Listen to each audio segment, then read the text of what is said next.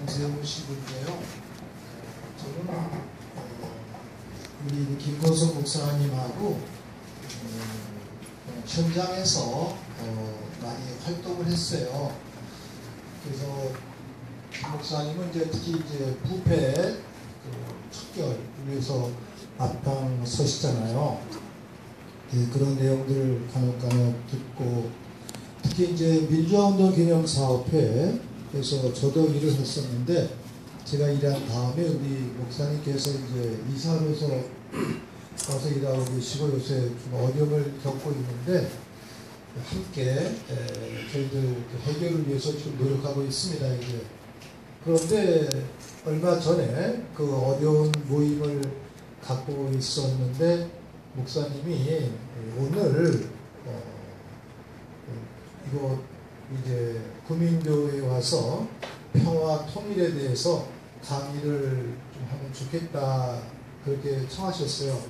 날짜가 이렇게 만나보고 가능해서 제가 가능합니다 이렇게 말씀드리고 이제 오늘 기쁜 마음으로 왔습니다. 이제 저는 이 구민교회가 김고성 목사님이 처음에 애쓰셔서 만드신 교회 공동체인지도 모르고 그냥 목사님이 청하시니까 기쁜 마음으로 왔어요. 지금 와서 뵈니까 25년 전에 분들하고 이제 이 교회 공동체 이룩하시고 특히 이제 많은 그 선생님들, 교사님들하고 이제 애쓰셔서 여기까지 이때까지 오셨다고 들었어요. 그래서 참 아름다운 삶을 살아오셨구나 이렇게 제가 이제 깨닫고 지금 막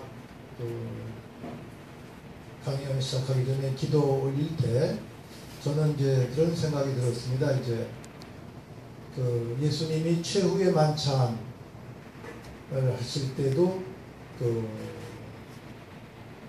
예루살렘에 있는 방을 하나 구해가지고 하셨잖아요. 뭐 조그만 방, 요만한 방이에요.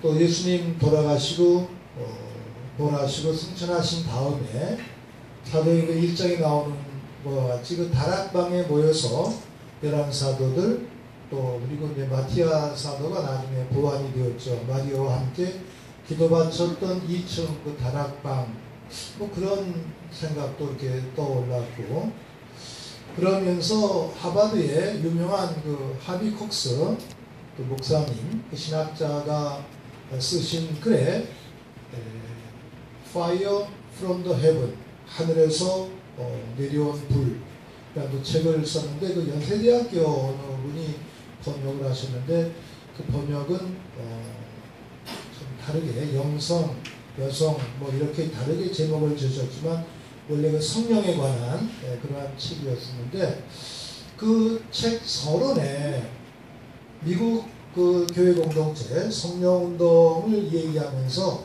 동부 쪽에서 뉴욕 쪽에서 박해받았던 그 흑인들이 도저히 거기에 자리 잡을 수 없으니까 그냥 기차를 타고 서부로 가자. 그래서 며칠 걸리면서 로스앤젤레스쪽으로 왔답니다. 거기 이제 아주사 스트리트라는 곳 2층인데 그게 바로 또 다락방이에요. 거기에서 이제 시작을 해가지고 미국과 전 세계에 성령의 불길을 펼쳤다는 그러한 내용을 이렇게 서론에 쓰셨어요. 그런데 또 1892년에 콜럼버스가 뭐 미국을 발견했다는 뭐 발견 아니죠. 이미 인디안이 거기에 살고 있었으니까 발견했었다는 그러한 기념회에서 400주년인가 시카고에 개신교에서 큰 간토 로마에 있는 이제 바티칸보다 더 큰 예비당을 하나 짓기 위해서 건립을 했어요. 그리고 세계 개신교 신자 대회를 했는데 그때 흑인들을 초청을 안 했습니다. 백인들 중심으로. 물론 이제 우리 로마 가톨릭도 초청 안 했어요. 왜냐하면 또 개신교의 그 보수교단은 가톨릭을 또 이단이라고 그러잖아요. 이제 서로. 그래 의미에서 백인 우월주의로서 만든 그 교회인데 그렇게 계획을 하고 있던 중에 그 건물이 완공을 못했는데 그해 겨울, 아마 무척 추웠나 봐요. 그 시카고에 그 가난한 사람들이 많이 있는데 와가지고 좀 우리식으로 한 노숙자들이죠. 그런 분들이 와서 있다가 있는데 거기도 가톨릭에도 또 좀 머리가 돈 사람도 있잖아요. 가톨릭 신자 중에 머리 돈 사람이 시카고 시장을 총인지 칼인지 하여간 살해를 했어요. 시장을 죽여버린 거예요. 그 일을 펼쳤던 시장을 죽여버리니까 그게 완공이 안 됐어요. 그리고 그해 겨울에 노숙자들이 와서 자다가 뭐 불 피고 이러니까 그냥 불이 나버린 거예요. 그래서 하비 콕스가 이게 불난 게 이유가 있다 이렇게 쓰면서 오히려 동부에서 쫓겨난 흑인들이 LA 로스앤젤레스 가서 다락방에서 시작한 그 교회 공동체는 전 세계에 번지고 있지만 백인 우월주의, 흑인들을 무시하고 타종교를 배척했던 그 백인 우월주의 그러한 그 교회가 지향했던 그 건물은 불타버렸다. 이게 성령의 불길이다. 이렇게 해석을 하면서 책을 썼는데 제가 그걸 읽으면서 많은 걸 배웠습니다. 또 하비 콕스는 목사님인데도 가톨릭의 그 모든 역사를 다 일일이 열거하시면서 가톨릭의 장단점 이런 걸 나열하셨더라고요. 그런 내용들이 아까 또 평화를 위한 그 성가인가요? 부르실 때 또 기도하실 때 이렇게 머리에 떠올랐습니다. 그래서 정말 2000년 전에 예수님께서 제정하셨던 최후의 만찬 그 현장, 또 사도들이 모여서 기도했던 2층 다락방, 또 동부에서 쫓겨났던 흑인들이 성령의 불길로 모였던 로스앤젤레스의 아주자 스트리스 2층 다락방의 그 내용들을 생각하면서 우리 김보성 목사님이 25년 동안 우리 아는 그 신도들과 함께 성도들과 함께 애쓰셨던 아름다운 모습 이렇게 생각하고, 저는 가톨릭 사제로서 그냥 보장받고 살아왔잖아 이렇게 애쓰지 않고 거저 먹고 살아왔구나 그런 그 반성을 합니다. 이제 목사님과 여러분 앞에서 존경과 사랑을 배우면서 오늘 평화와 통일 함께 묵상을 하겠습니다.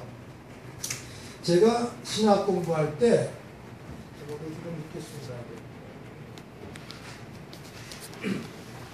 신학 공부할 때 제가 상징주의를 좀 공부를 많이 했어요. 그래서 제가 고대 교회사와 교부들과 함께 그 상징주의, 숫자 상징 이런 거를 공부를 좀 했는데, 오늘 이렇게 오면서 강의를 준비하면서 참 그 상징의 의미, 그게 참 신기하다, 기적이다 이런 생각을 했는데, 우리 여기 구민교회에 계신 분들 혹시 전 보러 가신 분 계세요? 전 보셨던 분들? 여기 그냥 목사님이 다 용서해 주시니까 솔직하게 서주세요. 나 전 보러 간 적 있다. 한 분. 근데 우리 그리스도교 신자들도 점을 볼 수가 있어요. 무슨 점 보냐면 성경점을 보는 거예요. 어떻게 하냐면 성경이 정말 두껍잖아요. 이렇게. 그럼 성서 말씀을 딱 피는 거 이렇게. 그날 눈에 딱 들어오는 성경 말씀 있죠? 그게 그날 하느님이 나에게 주신 전궤예요. 그래서 우리 초대교회 많은 성인 성녀들, 그리스도의 신자들이 그렇게 살았습니다. 특히 120년 전에 프랑스에 살았던 데레사라고 유명한 갈매 수녀가 한 분 계셨어요. 이분은 16살에 수녀원에 들어가서, 거기는 그 수녀는 들어가면 말을 못해요. 일만 하고. 또 24살에 목숨을 떠나, 세상을 떠난 수녀인데 폐결핵으로, 지금 같으면 낫는데 120년 전 말 그 프랑스의 의료 시절이 좀 낙후되었기 때문에 폐결핵으로 세상을 떠났어요. 24살에 어린 수녀로. 근데 그 수녀가 아침에 기도 시작할 때 늘 성경을 딱 펴면서 하나님의 뜻을 찾는 거예요. 성경에 이게 말씀이지 않습니까? 그 말씀이 오늘 나에게 주시는 길잡이다. 이러면서 묵상을 했어요. 이게 참 신기하잖아요. 그런 내용들. 그래서 저는 목사님이 오늘 와서 한반도의 평화와 통일에 대해서 이야기를 하라. 그랬을 때 이제 제가 살아온 내용들을 대화식으로 말씀하면 되겠구나. 이게 머리에 그리고 있는데 1989년에 우리 임수경 양이 북한 갔었잖아요. 문익하 목사님 물론 그 전에 가셨었고 그리고 구속되셨고 그 다음에 그 임수경 양을 데리러 우리 문규현 신부님이 또 북한을 갔다가 같이 판문점 넘어왔다가 함께 구속이 되었을 뿐이다. 그때 뭐 가톨릭은 막 폭격을 맞았습니다. 이제 뭐 전국 방송이 그냥 힘들고 그런데 제가 그때 이제 명동 교구 홍보국에서 일하고 있을 때인데 뭐 이렇게 응원도 하고 반론도 하고 이제 힘들었을 때인데 그 다음에 제가 미국을 갔어요.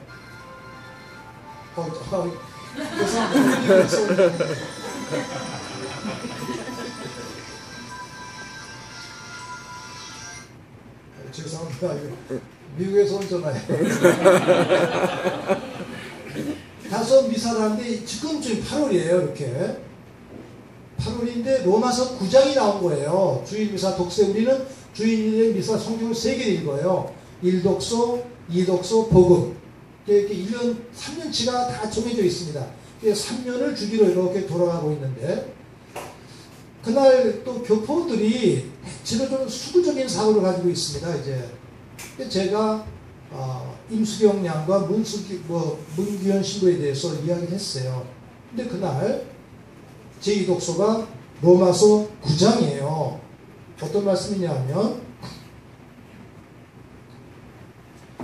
로마서 9장 1절부터 3절인데 집에 가셔서 뭐 한번 보시면 좋겠죠. 저는 공동 번역된 걸 읽겠습니다. 나는 그리스도의 사람으로서 진실을 말하고 거짓을 말하지 않습니다. 성령으로 움직이는 내 양심도 그것이 사실이라고 말해줍니다. 나에게는 큰 슬픔이 있습니다. 그리고 마음으로 끊임없이 번민하고 있습니다. 나는 혈육을 같이 하는 내 종족을 위해서라면 자신이 저주를 받아 그리스도에게서 떨어져 나갈지라도 조금도 한이 없겠습니다. 이 성경이 그날 독서였어요. 그래서 제가 그분들께 사도 바울로, 우리 개신교 신자들은 바울이라고 그러잖아요. 바울에게 있어서 예수 그리스도는 모든 거예요. 필리피서에는 나는 그리스도 때문에 이 세상의 모든 것을 다 쓰레기로 여기노라 이러신 말씀하셨잖아요. 그리스도가 당신이 모든 것이에요. 그리스도만 앞세우고 달려가는 게 바울의 삶이었어요. 그런데 그 그리스도보다 더 큰 가치가 있는 거예요. 오늘 로마서 9장의 말씀 그렇습니다. 내가 내 동족을 위해서라면 그리스도에게서 떨어져 나갈지라도 그리스도에게서 저주를 받아도 나는 좋다. 이렇게 말씀하신 거예요. 그리스도가 생의 모든데 이 로마서 역설은 내가 그리스도에서 떨어져 나가도 좋다. 내 동족을 위해서라면. 이게 바울이 유다 동족에 대해 지녔던 그러한 마음입니다. 우리가 우리 동족에 대해서, 민족에 대해서 이 바울 사도의 이런 마음을 지녀야 되지 않느냐. 이러면서 제가 이제 임수영 양, 또 문규현 사제, 그 다음에 문익하 목사님 등 이런 모든 분들의 삶에 대한 내용들을 강론을 했습니다. 미국의 수구적인 교우들도 북한에 관한 얘기 나오면 별로 잘 따르질 않아요. 그런데 성경을 가지고 제가 얘기를 하니까 대들이 어렵잖아요. 성경 맞습니다. 이 말씀을 가지고 내가 시작을 해야 되겠다라고 마음을 먹었는데 오늘 우리 가톨릭에서 오늘 연중제 18주일인데 오늘 주일의 제2독서가 이 말씀이에요. 그러니 이것이 기적 아니겠어요? 기적이죠. 내가 그래서 혼자 아침에 어저께도 성경을 보면서 야, 참 묘하다. 30-40년 전에 한 30년 전 하여튼 그 생각을 먼저 말씀을 드리고 시작해야 되겠다. 그리고 그 성경을 찾아야 되겠다 했는데 오늘 우리 가톨릭에서는 연중제 오늘 아마 19주일이죠. 연중. 그 주일에 제2독서예요. 참 묘하게 맞아서 제가 아침 미사를 봉헌하고 왔는데 야, 참 신기하다 이런 마음을 갖습니다. 그래서 이 내용은 오늘 우리 구민교회 모든 분들 로마서 9장 1절 이하의 말씀이 여러분들 주는 평화와 통일을 위한 시대적 교훈 길잡이라고 생각을 합니다. 이제 그런 내용들 제가 이렇게 머리에 떠올리면서 묵상을 했고, 그래서 이게 상징성인데 상징성 안에서의 큰 가르침이 있습니다. 이제 그런 내용들 함께 생각하시면 참 좋을 것 같습니다. 이제 저는 오늘 그 주제가 한반도, 평화, 통일 세 단어잖아요. 주제요. 한반도에 대한 새로운 이해. 그리고 저는 아까 목사님과 대화를 나누면서 여기 계신 분들에게 내가 오늘 강의할 필요가 없겠다 그랬어요. 이미 25년 동안 목사님과 함께 살아오신 삶이 이런 지향으로 살아오셨어요. 실천 속에서. 뭐 내가 새삼 이런 내용을 말씀드리는 게 참 어리지 않겠다. 그러면서 저는 저의 삶을 이렇게 말씀드리면 여러분들이 살아오신 그 삶과 제가 살아온 것과 또는 제 생각과 또 성경 말씀과 연계하면서 묵상하면서 오늘을 극복할 수 있는 그 어떤 지혜를 함께 얻었으면 참 좋겠다 이런 생각했습니다. 그래서 첫 번째 한반도에 대한 생각. 한반도는 뭐 다른 말로 우리 조국이라는 말로 표현할 수도 있겠죠. 또 성서적 표현으로 약속의 땅, 하느님께로부터 물려받은 땅, 이렇게 우리가 세상 이해할 수도 있겠고, 또는 뭐 내가 살고 있는 현실과 이 세상의 대명사, 또는 나의 고향, 이런 여러 가지로 연결되는 게 한반도가 되겠습니다. 이 한반도라는 측면에서 개신교 용어로 그리스도의 육화의 의미, 우리 가톨릭에서 강생이라고 해요. 위에서 내려오셨다. 근데 또 대부분 또 다른 번역은 육화, 예수님이 이 사람의 육체를 취하셔서 예수님이 세상에 오셨다. 육화의 의미가 또 담겨져 있습니다. 이제 한반도는 그런 의미에서 대단히 중요하죠. 예수님의 고향이기도 하고, 한반도는 넓은 의미에서 지구에 대한 또 다른 이름이기도 합니다. 이제. 그래서 하느님의 아들 예수님이 찾아오신 것, 이 땅이 축복받은 땅, 그런 의미에서 대단히 중요하겠죠. 이제 그런 의미에서 또 우리 자신의 분신이기도 하고, 또 다른 이름은 나의 가정의 다른 이름이기도 하고, 고향이기도 하고, 또 내가 살고 있는 우리 모두의 역사 현장이기도 합니다. 이제 이런 의미에서 한반도에 대한 우리 선조들이 사랑했던, 사셨던, 또 지키셨던 그러한 땅에 대한 애정 함께 또 묵상하면 좋을 것 같아요. 또 신학적으로는 우리 교회의 또 다른 이름이 그리스도의 신비체라고 얘기하고 있지 않습니까? 바울이 고린도에서 얘기할 때 그리스도를 머리로 우리 각 사람은 지체라고 그랬어요. 우리 서로 무관한 사람은 아무도 없는 거예요. 그런데 우리 역사를 배울 때 요새 참 무슨 뭐 명량이라는 영화, 이순신 장군에 대한 영화가 또 뭐 900만, 1000만 관객이 왔다고 이렇게 이제 나오는데, 하여간 뭐 뉴스에서 나오고 해서 시대가 어려우니까 좋은 지도자를 찾고자 하는 마음속에서 영화 보러 많이 가는 것 같다. 뭐 그런 해석이 나오더라고요.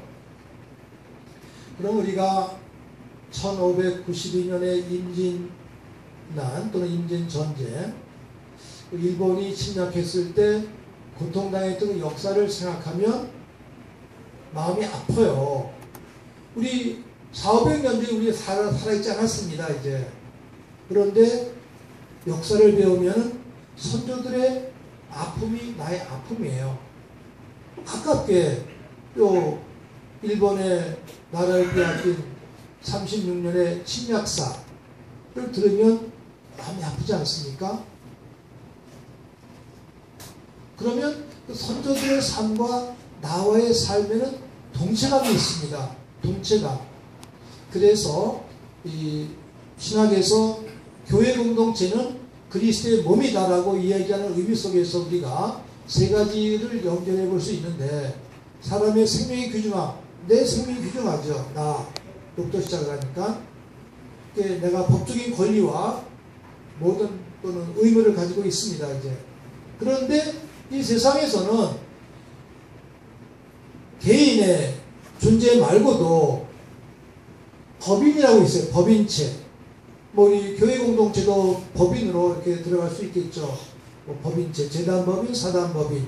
그건 사람은 아니지만 법적으로 사람과 똑같은 권리와 의무를 갖습니다. 이제 그런데 거기서 교회 공동체, 신비체는 신앙에 모인 우리들은 바로 법인체보다 더 끈끈한 의미를 가지고 있다. 그렇다면 한반도에 우리가 살고 있는 우리 민족 공동체는 서로 때려야 때릴 수 없는 일체의 관계가 있기 때문에 정말 끈끈한 관계 속에 있다. 하느님 안에, 예수님 안에, 성령 안에 한 몸이다. 이런 내용들 가지고 있으면서 우리가 이 신비체의 의미와 한반도 또는 조국을 우리가 연계한다면 늘 여기서 아름다운 길잡이 가르침을 얻을 수가 있겠죠. 저는 요새 2년 전에 이제 은퇴를 했어요. 현장에서. 그래서 혼자서 이제 미사 봉헌하고 주일에는 이제 근처 성당에 가서 같이 미사 봉헌하고 이렇게 지내고 있는데, 매일 이제 미사 봉헌할 때 바치는 기도문이 있습니다. 저희들도 정해진 기도문이 있는데, 정해진 기도문 외에 제가 개인적으로 덧붙이는 기도가 있어요. 그 덧붙이는 기도 중에 하나, 하느님 민족의 이치와 화합을 일으켜 주십시오. 제가 개인적으로 꼭 그 기도를 덧붙여요. 그러면서 저도 어렸을 때 성당 다녔을 때 그 성당 유치원에 있었던 어린이들이 불렀던 그 노래, 그게 이렇게 귓전을 때리고 있어요. 가톨릭에서는 이제 마리아를 공경하니까 마리아를 통한 하나님께 향한 그런 기도인데, 어린이들이 부르는 노래가 있습니다. 그러면서 원죄 없으신 마리아여 평화 통일 주옵소서. 이런 기도를 4살, 5살, 6살 어린이들이 3번 또 감고 두 손 합장하면서 부르는 거예요. 근데 그게 저 호가 이렇게 지금 어렸을 때 불렀던 유치원 어린이들의 그런 기도 음성이 이렇게 떠오르는 거예요. 그런 내용들 오늘 특히 평화와 또 통일을 위한 특별한 이 주일에 이곳 우리 구민교회 공동체 모든 구성원들 오늘부터 저녁기도 또는 아침기도 바치실 때 많은 기도와 함께 이 남북의 이치와 화합을 위해서 기도의장 하나 꼭 덧붙여 주시면 참 좋겠다, 이런 생각을 제가 합니다. 이제 우리들의 역사의 교훈 속에서 많은 것을 우리가 찾아 익혀야 되는데, 과거, 현재, 미래, 우리가 이게 늘 연계해야 됩니다. 이제 그런 내용들, 그런 속에서 동체성의 원리, 남북의 일치와 화합을 위한 그런 원리 우리가 함께 확인했으면 참 좋겠어요.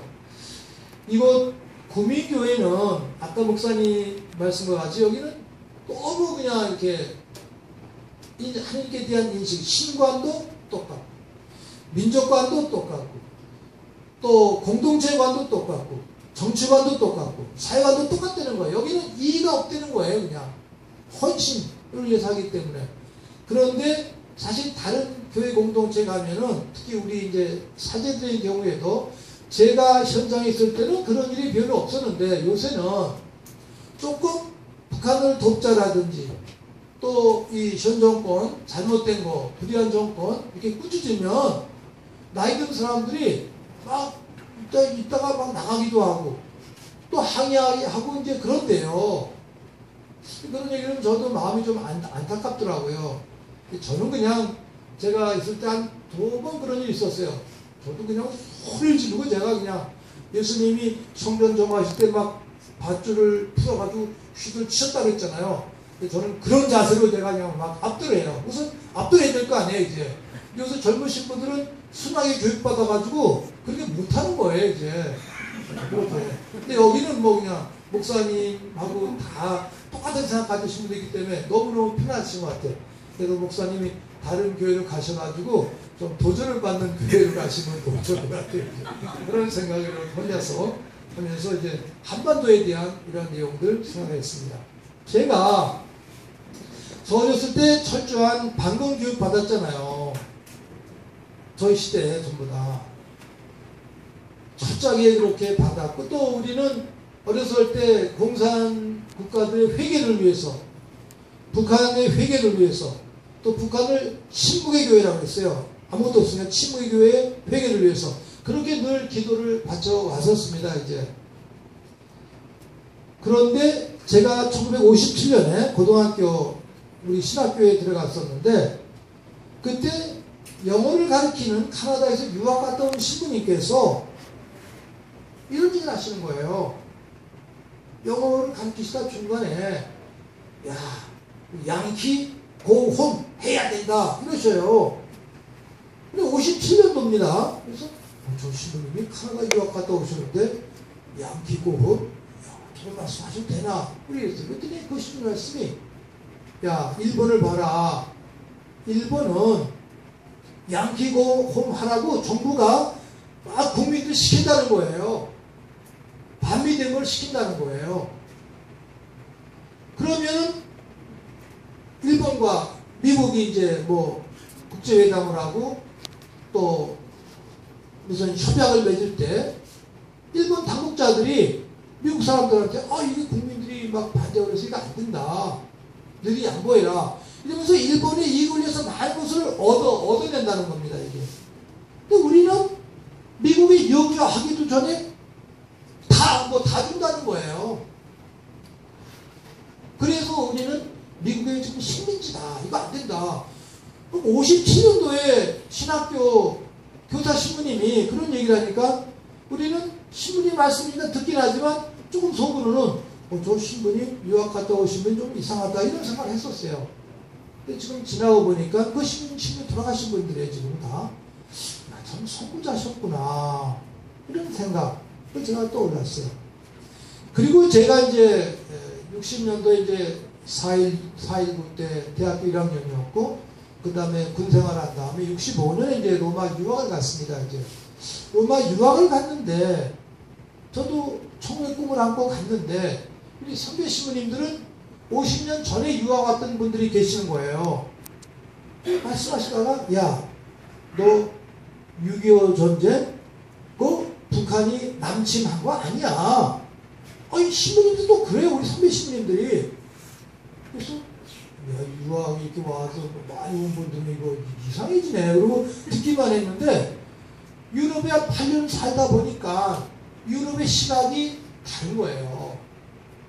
왜냐하면 49년도에 미국에 우리 군사 고문단이 있었는데 군사 고문단들이 철수했다는 거예요. 근데 왜냐면 미국은 그때 이제 폭탄이 많았어요. 근데 일본이 그렇게 빨리 항복할 줄 몰랐다는 거예요. 먼저 폭탄을 더 떨어뜨리고 폭탄을 많이 떨어뜨렸는데 먼저 폭탄 2방을 떨어뜨리니까 일본이 항복을 해버린 거예요. 그러니까 미국의 무기가 많이 남아버렸어요. 폭탄도 남고. 미국은 군수물자가 잘 돌아가야지 경제가 좋아지는데 이 경제가 나빠지는 거예요. 그래서 어디 전쟁이 안 나나 찾고 있던 차에 한반도가 적소해요. 그런데 이렇게 보니까 소련과 또 김일성이 합작을 해서 남침한다는 정보를 다 가지고 있습니다. 이제. 그러면서 49년도에 미국 고문단이 철수하는 것은 전쟁을 유도했다는 거예요. 미군이 빠지니까 김일성이야 남쪽 가자. 물론 너 전쟁해라 남침해라 이렇게 시키진 않았지만 국제의 정계 속에서 이 전쟁을 유도한 부분이 있다. 이렇게 우리 신부님들이 선배들이 말씀하시니까 그 자료들을 보면서 이거 우리가 정말 우물 안에 개구리였구나. 그래서 조금 눈이 뜬 거예요. 저도 이렇게 외국 생활하면서 이렇게. 그러면서 이제 그 당시 이제 박정희 그때는 유신 전이니까 65년에 이제 삼성기업으로 가면서 막 독재로 이제 시작된 그런 상황인데, 외국 생활하면서 참 안타깝고 부끄러운 거는 그 당시는 한국이 어딘지를 몰라요. 한국? 그럼 아주 잘 아는 사람은 그 남북 분단된 나라? 이렇게 얘기하고, 아주 모르는 사람은 어디고 저기 아프리카에 있냐? 이렇게 얘기하고, 가슴이 막 아픈 거예요. 그럴 때마다 일본에 대한 분노심이랄까, 우리 심각했던, 우리나라 가난해지고 어려운 거는 일본이 침략했던 그런 결과 아닙니까? 이런 내용들이 늘 하면서, 누구나 외국 가면은 애국자가 된다는 말과 같이 저희들 안에도 민족적인 그 애정이 더 강렬하게 싹 트는 거예요. 그게 제가 이제 어려서 성당 다닐 때, 신학교 다닐 때 이런 내용들을 종합하면서 로마에서 이렇게 종합을 했고, 로마는 이태리는 원래 나라가 없었습니다. 도시국가였어요. 1870년에 와서야 이제 이태리가 통일되면서 현재 같은 이태리 이제 나라가 형성되는데, 그전엔 도시국가였습니다. 이제. 그런데 이태리는 그 도시 역사와 교회 역사가 같은 거예요. 우리는 교회에서 기억하는 분들과 현장에서 기억하는 분들과 역사에 기억하는 건 다른 거예요. 예를 들어서 안중근 의사, 교과서의 학교에서는 훌륭하게 배우지만 성당에서 그게 안중근 의사 얘기를 안 하는 거예요. 유관순 열사, 개신교 신자십니까? 개신교에서 물론 공경하지만 성인 성녀들을 공경하듯이 그렇게 우리가 기억을 안 하거든요. 그래서 민족을 위해서 헌신하셨던 분들을 우리가 이 예배 중에 또 미사 중에 함께 기억하는 그런 문화를 형성해야 되겠구나 하면서 민족회가 싹 텄니다. 이제 그런 내용들을 친구들한테 편지를 쓰면서 제가 파견을 이렇게 잘 지나게 되었습니다.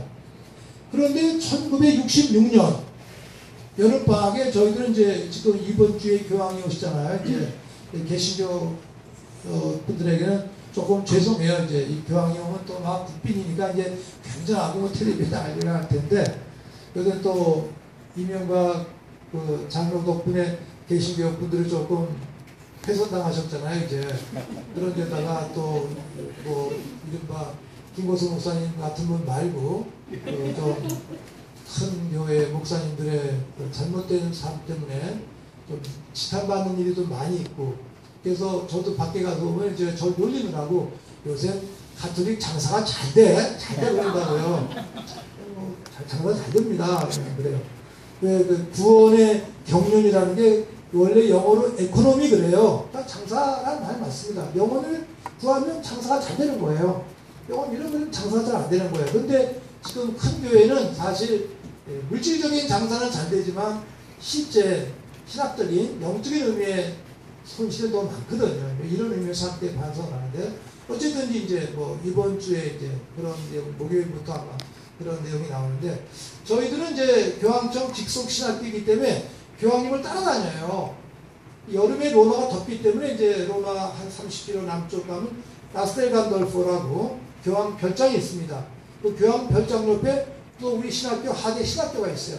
그 하계 신학교를 저희도 옮겨갔어요. 저녁 때니까 학생들이 막 텔레비 보러 가는 거예요. 방학 때니까. 텔레비 보러 쫓아갔는데 그게 월드컵이었어요. 저는 월드컵이 뭔지 몰랐어요. 세계 축구 대회라는데 왜 저녁에 보러 가는 학생들이. 근데 그때 북한이 출전한 거예요. 북한이. 그러니까 우리는 그래도 북한이 이기면 좋잖아요. 근데 실제로 북한이 그 이태리를 이겼어요. 이태리가 축구를 잘 알아였대요. 나 그것도 모르고 이겼다고 그러더니 이태리 선수들이 북한한테 지고 그 휘미츠로 공항에 들어올 때 정문으로 못 들어왔어요. 짐으로 나오는 그쪽 문으로 나왔다는 거예요. 시민들 그냥 막 이렇게 북한 조그만 나라한테 전달할 때 혼내주더라고. 그리고 또 러시아한테 하고 하다가 8만 8강까지 갔어요. 8강. 그리고 포르투갈하고 하는데 전반전에서 3대0으로 이겼어요. 북한이. 후반전에 또 5대0으로 졌어요. 그런데 그 운동 시합할 때 하기 전에 왜 각 나라 국가를 부르잖아요. 이제 텔레비 보고 이렇게 하는데 북한 뭐 국가를 부르니까 우리가 앉아있는데 뒤에서 우리 친구들이 쿡쿡 찌르는 거예요. 우리를. 야야야 너희 나라 국가 부르는데 왜 안 일어서? 이러는 거예요. 근데 이게 마음이 아픈 거예요. 야 얘네들은 우리가 남북분단된 아픔을 모르는구나. 저는 북한 국가도 모르잖아요. 그냥 근데 이 사람들은 꼬리 아니까 너희 나라 거기서 이 분단의 아픔을 축구 경기 보면서 체험을 하는 거예요. 축구 경기 보면서 내내 이 갈라진 나라의 아픔이 이거구나. 통일이 있으면 그런 영혼을 또 믿어바치면서 축구도 보고 또 북한이 잘하길 바라는 거죠. 이제 그게 아주 역사적으로 제가 현장에서 로마에서 축구 경기를 보면서 체험했던 북한에 대한 애정이랄까 현장에서 이렇게 외국 사람들을 통해서 자극받았던 그런 내용이었어요. 그런 내용들을 늘 이제 다른 분들한테 얘기하면서 그렇게 왔습니다. 이제 그리고 공부 다 끝나고 73년도에 일본을 거쳐오는데 저희 때는 자유당 때 아주 반년 교육받아서 유학 때 일본 말을 들으면 소화가 안 되는 거예요. 소화가 안 돼. 근데 일본 신분대 신학생들하고도 얘기를 잘 안 했어요. 얘기하면 이러고 그냥 하고. 일본 사람들은 우리를 어려워해요. 그래서 외국 사람들이 신기한 거는 전 세계에서 일본이 존경을 받고 있는데 한국 사람만 일본을 무시한다는 거예요. 저도 그냥 일본 말도 싫고. 그래서 한 번은 이제 로마의 김수환 추기원이 이제 로마를 가끔 오시는데 그분은 일제시대 때 학병으로 끌려갔다 오신 분이거든요. 일본어를 잘하시니까 그 일본 수녀님들이 와 계세요. 일본 수녀 만나면 막 일본어로 하는 거예요. 그래서 제가 김수환 추기원님한테 항의를 했어요. 추기원님 여기가 이태리입니다. 이태리 말을 하든지 이태리 말 모르시면 유엔에서 쓰는 말 영어, 러시아어, 중국어, 스페인어 이런 유엔에서 말을 쓰세요. 왜 여기서 일본어를 해요? 그랬더니 그분이 저희들 뭐 그래요. 아니 자네들은 일본 사람들한테 핍박도 안 받았지 않냐. 핍박은 내가 받았는데 왜 이렇게 일본에서 항의를 하냐. 그래서 더군다나 핍박받은 분이 그 일본어를 그렇게 하면 됩니까? 막 우리 항의를 했어요. 그런 식의 조금 유화적인 이제 반일 감정이 있죠. 그런 걸 가지고 이제 쭉 지냈는데 일본을 거쳐오는데 일본 여권에 일본 비자 받아야 되잖아요. 비자 받기가 싫어서 그냥 갈 수 있는 방법 뭐냐 그랬더니 서울 비행기표를 사면은 동경에 3일은 이렇게 경유할 수가 있대요. 그래서 그냥 서울표를 가지고 이제 미국에서 오면서 동경을 들렸어요. 동경에 들려서 이렇게 이름을 썼더니 영자를 썼더니 공항에서 한자로 쓰니까 한자로. 그래서 나 한자 모른다. 그냥 영어로 썼더니 옆에 서 있어요. 2시간 동안 서 있었어요. 그냥. 그래가지고 그랬더니 많은 종이를 가져와. 한국 섬을 다 담은 종이가 있어요. 그래가지고 골라내는 거예요. 이렇게. 그래서 이제 하니까 이겁니다.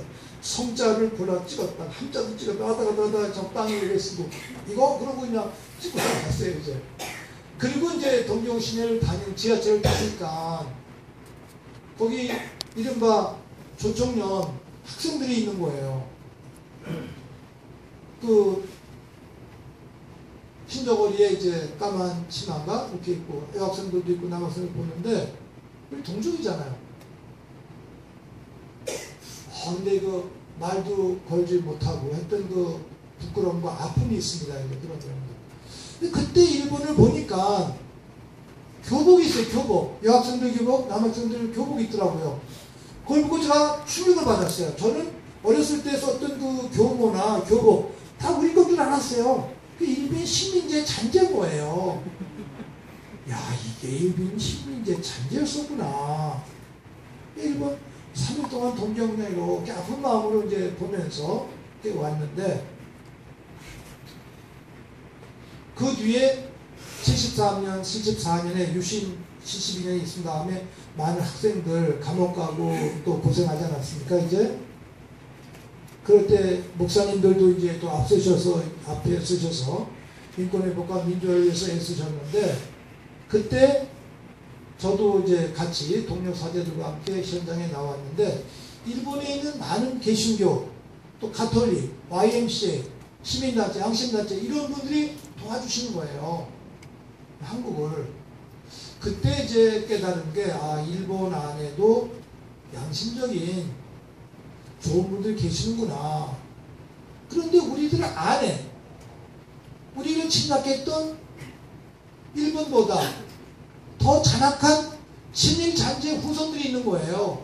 그 예범이 박정희잖아요.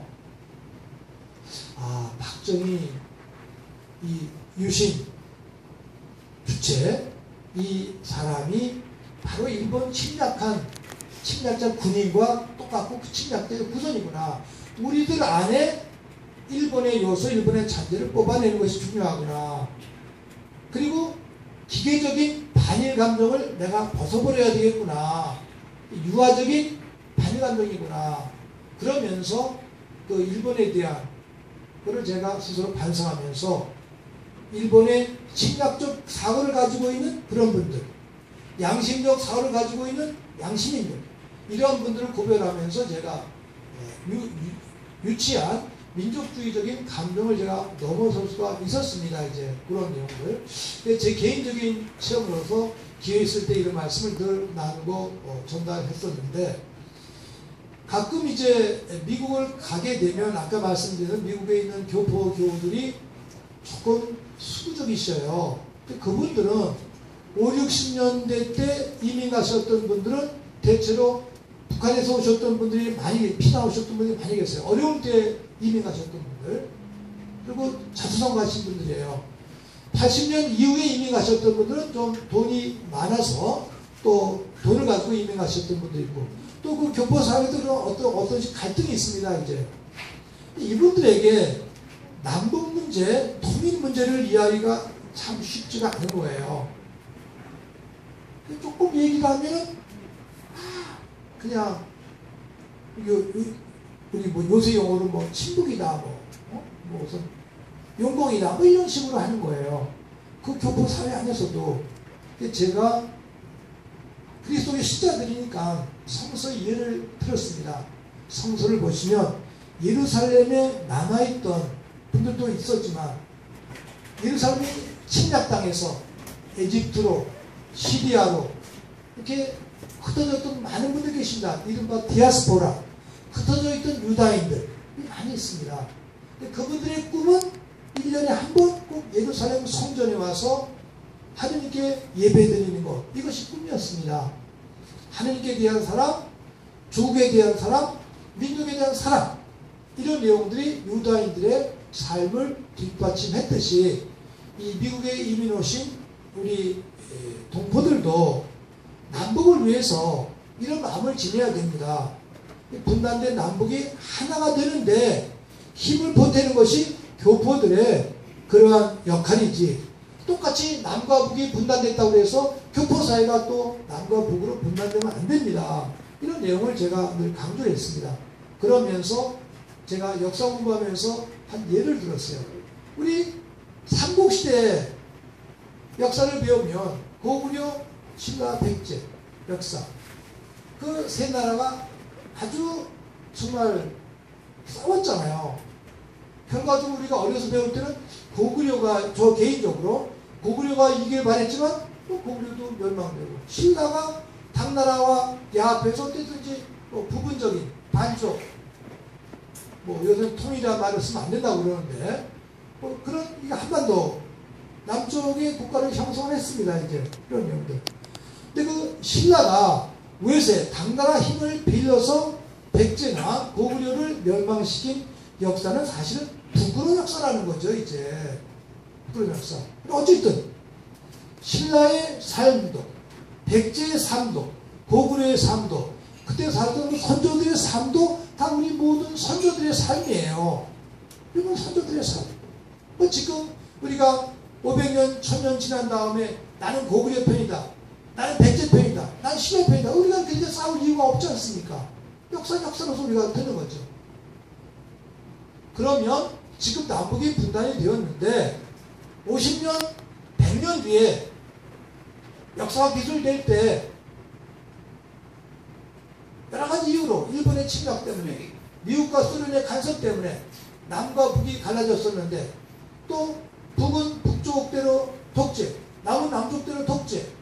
남쪽이 더 부유해졌는데 북은 가난하고 굶주리 있는데 그 가난한 북을 위해서 남쪽에서는 전혀 도와주지 않고 외면했었다.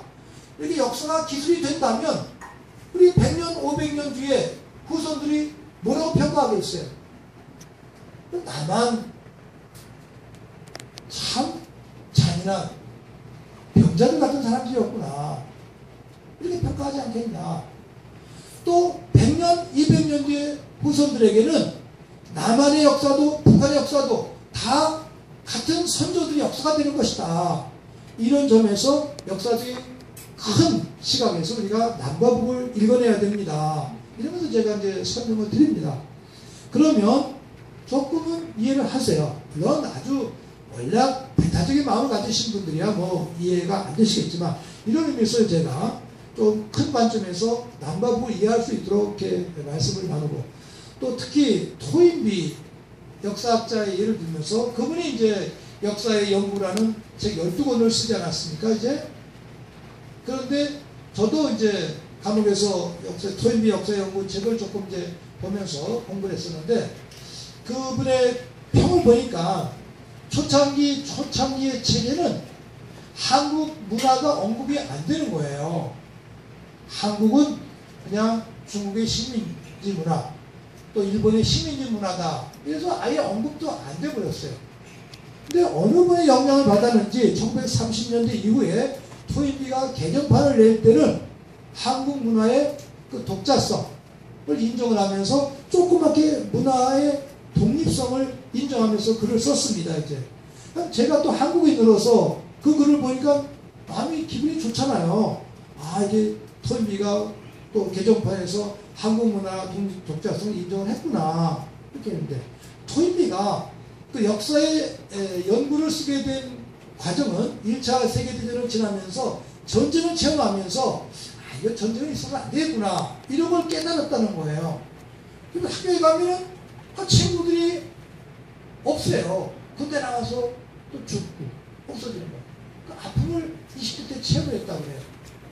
그러던 어느 날 이분이 또 뭐 미국을 가게 됐는데 서부 쪽 가서 럭키 산맥 쪽을 가면서 경비행기를 탔어요.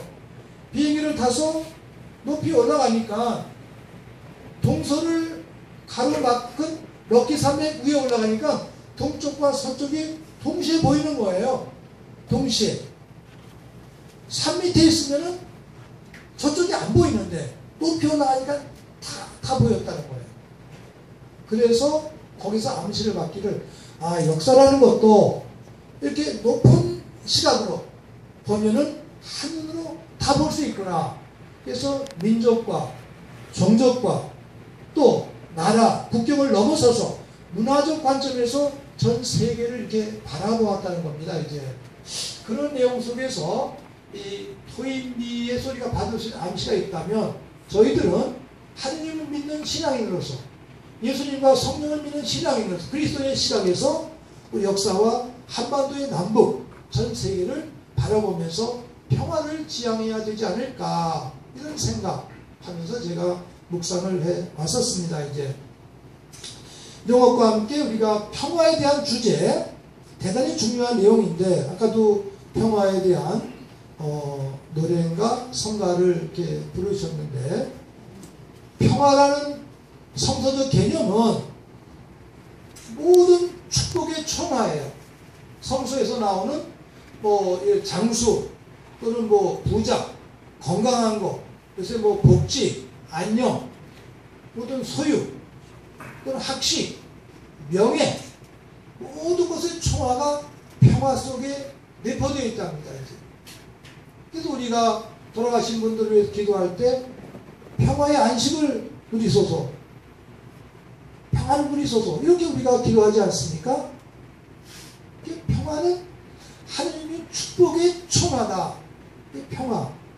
그런데 그 평화가 이룩되기 위해서는 정의가 기초가 되어야 돼요. 정의가 없는 평화는 있을 수 없다는 것이죠, 이제. 그래서 하느님의 가장 대표적인 특성이 정의입니다. 정의.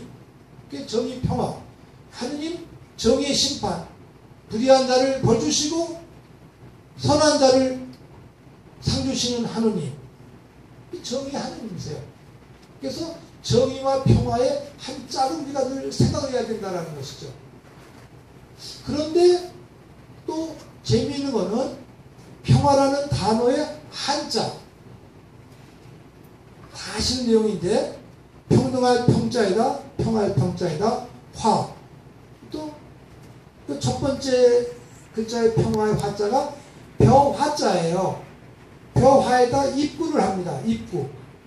그러면 그 말은 벼가 즉 쌀이 또는 밥이 골고루 사람 입으로 들어가야 된다. 그런데 밥이 골고루 입으로 들어가지 않고 한 사람은 많이 먹고 한 사람은 굶어요. 그럼 평화가 깨지는 거예요. 그래서 평화는 나눠야 된다. 나눠야 된다. 나눔의 핵심이 평화입니다. 이제. 그래서 이 구민교회는 그 존재 자체가 큰 교회에 대해서 야 정말 가난하고 어렵고 힘든 사람에 대해서 너희들 관심이 있느냐? 그러니까 도전의 의미가 있습니다. 이제 존재 자체로서. 그런 의미로서 이 구민교회 공동체 구성원들은 어떤 내적인 또는 영적인 긍지를 가지실 수가 있겠죠. 그런 의미에서 평화의 사도다. 평화의 일꾼이다. 그러한 긍지를 가지실 수 있습니다. 저희들은 그 요한복음 6장에 나오는 그 빵 5개와 물고기 2마리로 5,000명을 먹여주셨던 기적의 이야기 사건. 저희들은 지난 주일에 그 성경이었고 오늘 그 후반부의 성경이었어요. 그 성경 말씀에 대한 해석 많이 들으셨겠습니다만 저희들 가톨릭의 해석은 대충 한 3가지로 합니다. 이제 첫 번째는 신학적 의미에서 예수님의 신성에 대한 증거로서 예수님은 능력이 있으시다. 기적을 일으킬 힘이 있으시다. 이런 의미로서 우리가 전제하고, 두 번째는 하느님의 은총은 무한하다. 5,000명 남자만도 여성까지 합하면 10,000명, 어린이까지 하면 15,000명. 조금 숫자는 과장되었겠습니다만 어쨌든 많은 분들이 음식을 먹고도 12광주가 남았다고 되어 있어요. 남았다는 의미. 하느님의 은총은 모든 분들에게 풍요롭게 전달되고도 항상 흘러 넘친다. 흘러 넘친다. 이런 의미가 그 안에 깔려 있습니다. 이제 그런데 보통 그리스도의 신과 하느님의 어떤 능력에 대한 첫 번째, 두 번째 해석을 전제로 한 다음에 세 번째가 이제 사회적 해석이에요. 시조적 해석인데 많은 분들이 그런 내용 이미 말씀하셨겠습니다만 예수님을 따라 나선 분들이 각자 먹을 거 가지고 왔어요. 준비성이 있잖아요. 근데 여기도 이제 많은 분들이 오셨겠습니다만 다 사람이 10인 10대이고 다르잖아요. 어떤 분은 이게 한 5일 걸릴 수 있다. 그래서 5일치 충분하게 5일 먹을 양식을 가져왔어요. 어떤 분은 일하다가 금방 오느라고 아무것도 준비하지 못하고 왔어요. 한 끼를 먹고 두 끼 먹고 세 끼 먹으니까 음식이 떨어지는 분들이 생기는 거예요. 그런데 음식이 나가 있지만 저분이 음식이 떨어졌어요. 그러면 저분이 당신 빵이 있어? 그러면 내가 주기가 싫으니까 없어요 그런다고. 있다 그러면 내 빵을 나눠줘야 되니까 없어요 그래. 없다고 그랬는데 혼자 먹을 수 없잖아. 그냥 가지고 있는 거야. 근데 문제가 생긴 게 가지고 있으면서도 굶는 거예요 사람들이. 예수님이 하신 일은 뭐냐? 설득하는 일이에요. 예수님 반드시 기도라는 건 자, 그러지 말고 여러분들 여기는 빵이 없는 분도 있고 갖고 계신 분도 있는데 나를 믿고 모든 거 다 내놓으셔. 다 내놓으셔. 그래서 다 내놨더니 내놓고 나눠주니까 다 먹고 12가운데 남았다는 거예요. 이 세상의 모든 것 골고루 나누기만 하면 골고루 먹고 언제나 여분이 있습니다. 이제. 근데 이 성경에서 1967년에 그 당시에 교황 바울 6세 교황이 성경을 읽다가 충격을 받았어요. 그때 뭐라고 예수님이 그러셨냐면 먹을 게 없습니다. 군중을 해쳐서 보내주는 게 좋겠습니다. 그랬더니 예수님이 아니다. 그럴 필요 없다. 너희들이 그들에게 먹을 것을 주어라. 그런 거예요. 근데 성경마다 조금 다르지만 어떤 성경은 어떤 어린이가 빵 5개 물고기 2마리밖에 없습니다 그랬어요. 어린이는 여기 있습니다 하고 내놓잖아요. 어른들은 안 내놔 가지고 있어도. 그런 의미도 있고 어쨌든지 가지고 있는 거는 빵 5개 물고기 2마리만 나왔어요. 그걸 안 치라고 예수 기도하셨다는 건데 거기서 너희들이 그들에게 먹을 것을 주어라. 이 말씀에 바울 6세 교황은 많이 생각을 했어요. 그 당시 67년 당시에는 남미 지금 현재 교황 프란치스코가 태어난 아르헨티나, 브라질, 그 모든 칠레 그 지역이 완전히 독재입니다. 박정희는 아주 아마추어 독재고 거기 프로 독재였어요. 그 무서운 독재 속에서 신부, 수녀들이 막 살해당하는 그 소식을 매일매일 듣고 있는 거예요. 야, 이때 교황이 나는 뭘 해야 되냐. 고민하면서 세계인들에게 보낸 편지, 회칙을 쓴 겁니다. 회칙 쓰면서 발표하기 전에 강론을 할 때, 개시교용으로 설교를 할 때 그 성경 말씀을 인용을 했어요. 2000년 전에 굶주린 백성을 위해서 사도들에게 너희들이 먹을 줄 주어라고 말씀하시고 예수님께서 오늘 나에게 똑같이 말씀하신다. 가지고 있는 사람들 전부 다 내놓으시오. 큰 나라, 미국, 카나다, 유럽 큰 나라 사람들 가진 것 가난한 나라들 위해서 내어놔야 된다. 미국이 달나라 가면 뭐하냐? 달나라 가는 그런 기술을 가지고 식량을 많이 만드는 기술을 개발하라. 한 나라는 달나라를 가서 수십억씩 돈을 쏟고 있는데 아프리카, 인도, 남미에서는 수많은 사람이 굶어 죽고 있어요. 그게 무슨 소용이 있냐? 그건 하느님에 대한 인간에 대한 모욕이다. 이렇게 강론하셨어요. 그래서 또 전 세계인들이 바울 6세 또 공산주의 사상이다. 막 질타했었습니다. 이제 그런 내용들의 의미 우리가 이렇게 되새길 필요가 있겠죠. 이제 그런 의미에서 주민교회는 여기가 가장 아주 알찬 교회지만 지금도 목사님이 나오셔서 오늘 가지고 계시고 털털 털어내서는 다 안 털어내요. 지갑 다 여세요. 카드 다 좀 맡기세요. 안 맡긴다고. 그런데 초기 교회 때는 그렇게 했어요. 사도행전 2장을 보세요. 2장 마지막 4장 마지막을 보세요. 초기 교회 공동체. 그것이 커뮤니언. 저도 늘 신학 배울 때 그렇구나. 가진 것을 다 팔아 가난한 사람들 나눠주고 사도들에게 갖다 바쳤다. 그 중에 가난한 사람도 부자도 없었다. 이렇게 되어 있습니다. 그런 내용들. 물론 원시교회 공동체이기 때문에 그런 내용들이 있어서 지금 물리적으로 하기가 참 어렵습니다. 가톨릭은 제가 가톨릭 몸담았는데 어떤 때 이제 제가 인터뷰를 했더니 이 개신교회 대형 교회 이걸 좀 비판하라는 거예요. 근데 제가 목사가 또 개신교 교회 비판하면 안 되잖아요. 그래서 그렇게 제가 질문을 받을 때 이렇게 대답했어요. 한국의 대형 교회 그거 그냥 골목에 있는 구멍가게입니다. 우리 가톨릭은 2000년 동안 전 세계를 지배했던 마피아의 두목입니다.